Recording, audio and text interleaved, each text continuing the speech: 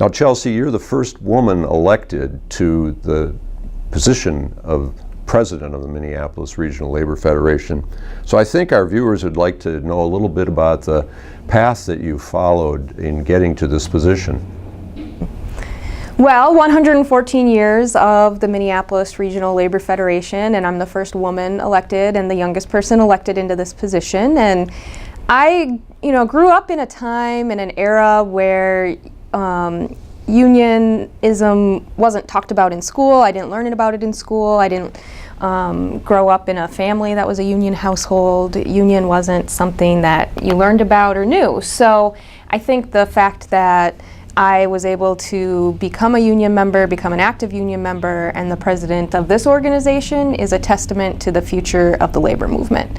Prior to this election past November, this position has traditionally been filled by folks towards near the end of their career, after they've had a very long, storied history in the labor movement, and brought a lot of,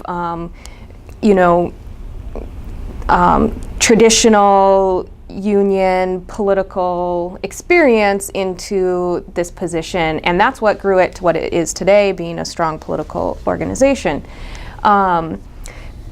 But things have changed a lot in the labor movement, and now it's a lot more about strategic campaigns, year-round campaigns, and reflecting where the work is going. And these organizations are uniquely situated to do that.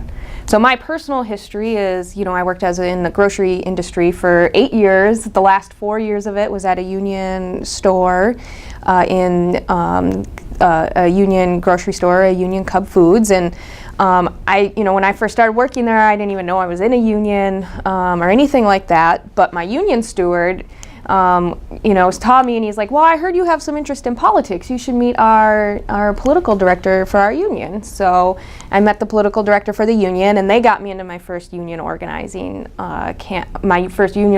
training. So I did that training. Through that, I met other union leaders who connected me to a few political campaigns. So I worked on a few political campaigns, went and worked for the Southeast Area Labor Council, came here to the Minneapolis Regional Labor Federation. I served the last several years in the role of the campaigns manager, which is a lot like a chief of staff type role for the organization, and then ran as president.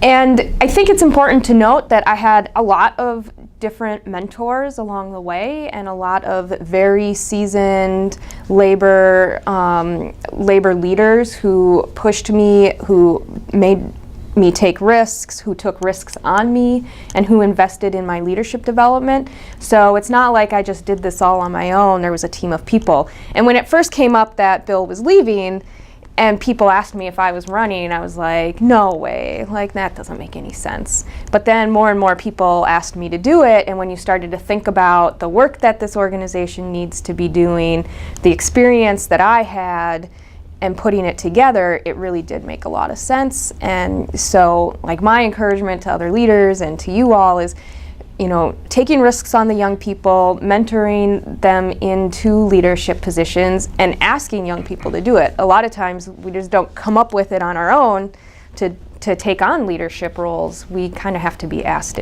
to step into those roles. So that's a little history of how I got from working in a grocery store to here today with you all. Well, thank you, Chelsie Glaubitz, for this opportunity. I'm sure all our viewers will get a lot out of it, and we hope we can take you up on all your challenges for work in the labor movement in the years to come.